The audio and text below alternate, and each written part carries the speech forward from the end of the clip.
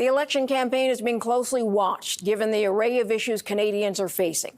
We have the opportunity today to speak to the leader of the federal Conservative Party. Pierre Poilievre joins us now from the campaign trail in New Brunswick. Thanks for your time tonight and joining us on The Close. Great to be with you. So you announced today the Canada First National Energy Corridor to get Canadian product to other international markets. But it would require all provinces to buy in. So at this point, can you guarantee cooperation?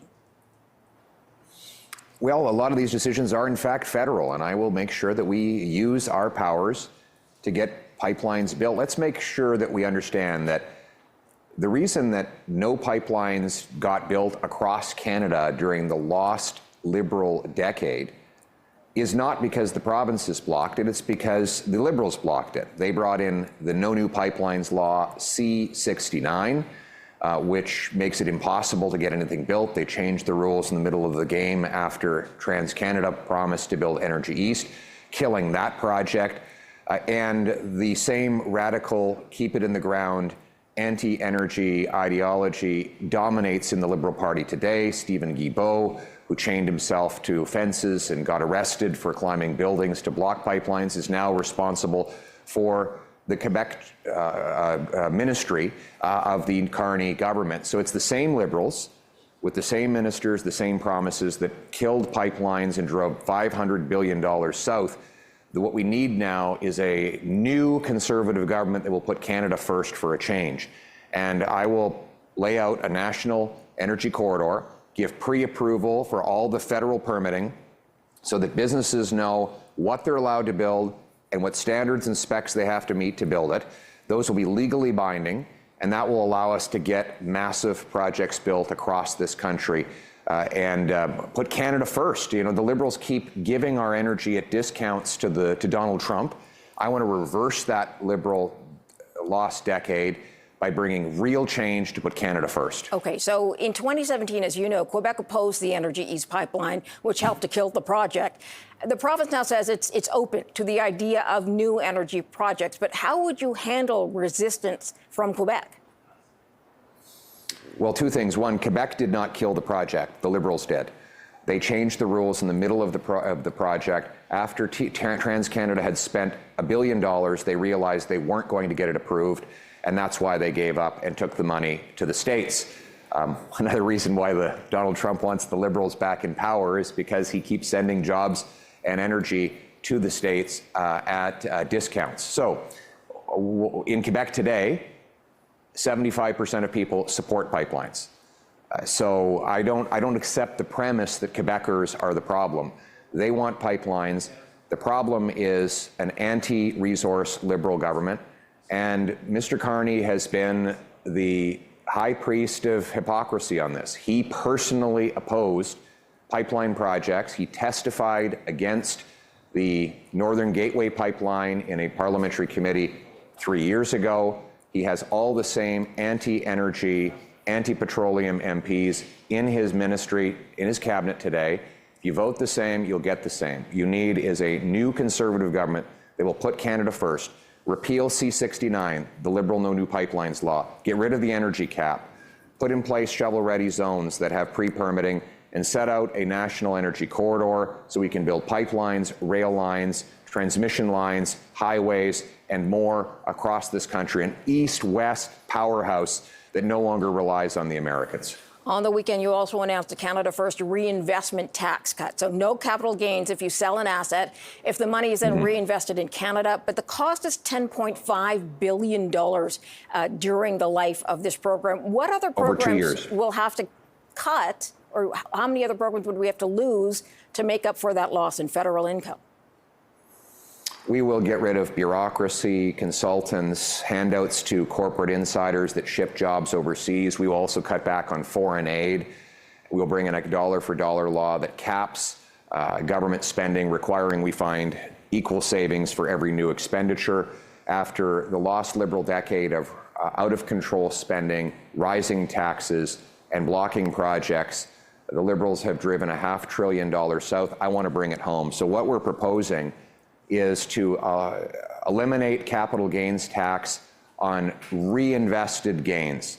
So if you're a small businessman, you're selling your business after 40 years, instead of paying capital gains tax, you could reinvest it, say, in Canadian stocks to fund companies building, hiring, and growing. If you're, for example, a manufacturing company who has a vacant piece of land, you could sell that off, reinvest the money in a new assembly line or CNC machine to expand production while that vacant land goes to a home builder that builds homes. Or if you're a company that's invested out of Canada and you want to bring the money home, well, now you have a powerful tax-free opportunity to do it. And finally, if you're someone who sells an investment, is just looking for a stock to buy, if you invest abroad, you'll pay the capital gains tax on your disposition, but if you invest here at home, you'll pay no capital gains tax. This is going to be economic rocket fuel to launch our economy over the Americans, bring home the $500 billion that the Liberals drove south, and build the economic fortress we need to stand up to the Americans from a position of strength. So let me ask you, just to be clear for investors and Canadians, would you have to reinvest the entire amount? Could you invest some of the capital gains and keep some, for example, to live off or better your own life? Whatever you reinvest in Canada will be capital gains tax deferred. Whatever you cash out on, you'll pay capital gains on. So it's very simple. You can put any amount, any share of your proceeds into Canadian investments and enjoy this tax break.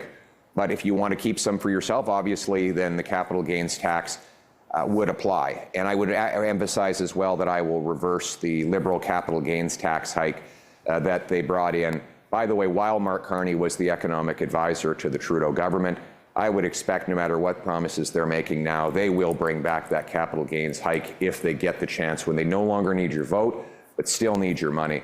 And by contrast, by voting Conservative, you can reinvest in Canada, capital gains tax free, economic rocket fuel to launch our economy. Okay, I do have to ask you about the latest polling numbers. The latest Nanos poll has a widening gap between Mr. Carney and yourself when the question of preferred prime minister is asked. Why do you think that the gap continues to widen? Well, the choice that Canadians will face at the polls on Election Day is, after the lost Liberal decade of rising costs and crime and a falling economy under America's thumb, do we want to elect the Liberals to a fourth term in power? Or do we want to put Canada first for a change with a new Conservative government that will axe taxes, unleash resource production, greenlight home building, bring home to Canada our jobs and production so we can stand up to Donald Trump from a position of strength? That's the decision. Fourth term for the failed Liberals, or a real change to put Canada first with a new Conservative government. Mr. Poilievre, that doesn't answer the question as to why you think that gap continues to widen. You were well ahead. The party was well ahead just a few months ago, and now that gap is getting bigger by the day. So why do you think that is? Why do you think Canadians are choosing Mr. Carney as preferred prime minister? Well, they haven't chosen anybody yet. The election has not been held, and when it is held, we will put forward the choice. Do you want a fourth term for the Liberals? I mean, after they've sent crime rates soaring, they've raised your taxes, doubled your debt, doubled housing costs, driven $500 billion south of the border to the United States. While Mr. Carney was the economic advisor to Justin Trudeau, he has the same Liberal MPs, same Liberal ministers, same Liberal promises that they've been breaking for the last decade. If you elect them a fourth time, it will get even worse. That's why we need a real change with a Canada First Conservative government that will, as I said, make it no capital gains tax for reinvestments to bring home and rebuild our economy.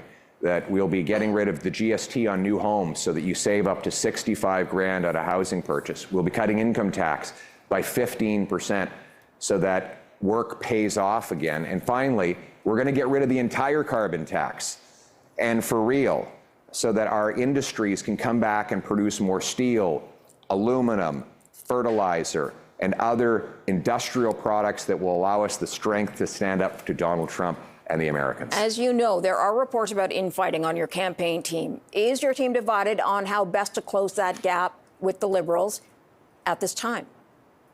No, we're united in our purpose of bringing home Canada's promise. I got into this business because I want everyone to have the promise of Canada that I had. I was born to a 16-year-old mom who gave me to two teachers who raised me, telling me that if I worked hard, I could achieve anything in Canada. But after the lost Liberal decade, with housing costs doubled, with food prices rising 36% faster in Canada than in the US, our youth can't afford a life. So I want to bring home Canada's promise. Okay. And make this a country where hard work gets you a great life in an affordable and beautiful home on a safe street under our proud flag. So you are saying that your campaign team is not divided at this point. Let me ask you the question that goes with that is, do you feel you have adequately addressed the threats from Washington, both to the economy and to our sovereignty? Canadians are worried about these things. Yes, in fact, I'm the only leader that has addressed these things. For the last 10 years, I've been saying we need to build pipelines, repeal the No New Pipeline Law, C-69, and remove the energy cap that the Liberals have put in. Mr. Carney wants to keep C-69, which means we will never again build a pipeline in this country. He wants to keep the energy cap, which means that more production will go to the United States. He wants to bring in an industrial carbon tax that I oppose, which will drive industrial production south to the Americans. I've been right on all of these issues from the very beginning. And everything that I've been saying for the last 10 years is not only still true, it's more true than it ever was before. So if you want to continue the lost Liberal decade of rising costs and crime and an economy falling under the thumb of the Americans, then sure, vote for a fourth Liberal term. But if you want to change, you put Canada first, then there's only one choice, and that's a new Conservative government. You're talking about diversifying, right? The energy market, getting our product to other international markets, and that's one sector. But how would you counter the tariffs? The Liberals have come up with a $2 billion plan to support auto manufacturing, mostly in southern Ontario, and protect and build out. How would you counter some of the wider tariffs? Steel and aluminum are already there. April 2nd is around the corner. Reciprocal tariffs are expected. We don't know how much they would be. That's a great question. First of all, we should counter tariff the things that we least need, can make ourselves, or buy elsewhere to maximize the impact on the Americans and minimize the impact on ourselves. Secondly, we need to make sure there's liquidity for those firms that are hardest hit so that we keep workers working. Third, we have to get rid of the tariffs that Carney is imposing on our own companies. So the industrial carbon tax is like a self-imposed tariff.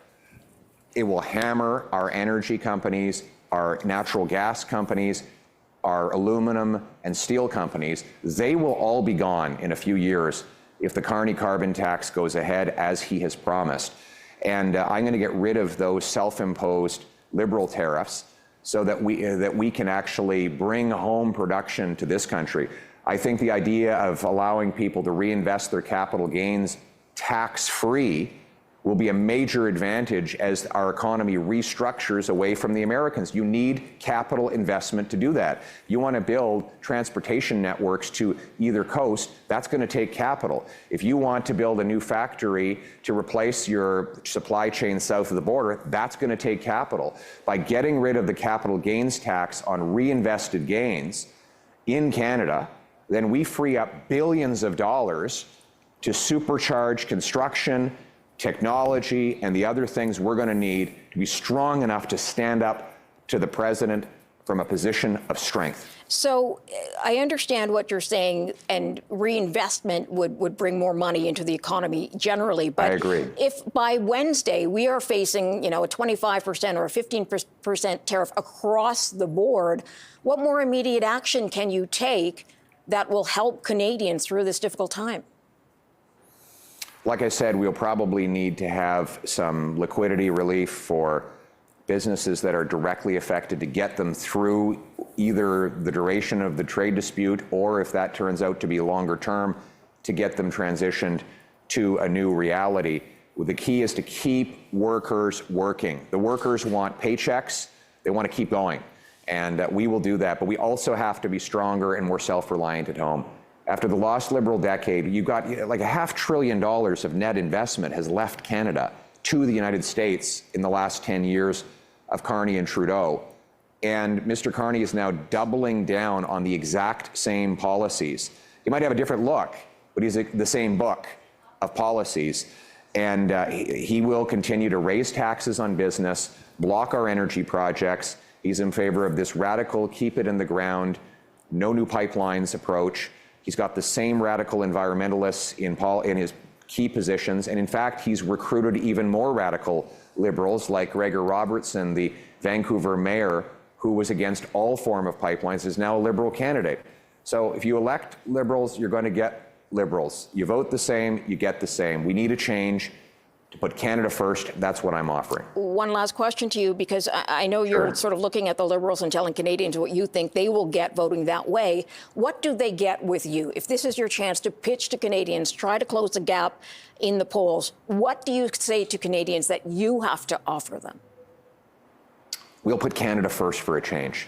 We'll axe taxes, green light housing construction, like getting rid of taxes on home building. We'll green light resource projects. We'll lower tax on investment, work, home building, and energy to bring home hundreds of billions of dollars to rebuild our country after the lost Liberal decade. All of this with the purpose of restoring Canada's promise that anyone from anywhere can achieve anything, that hard work gets you a great life in a beautiful house, protected by brave troops under our proud flag. Canada first, let's bring it home. Pierre Poilievre, good of you to give us some of your time today, sir. I know you're busy. Appreciate that. I appreciate the questions, and I wish you a good day.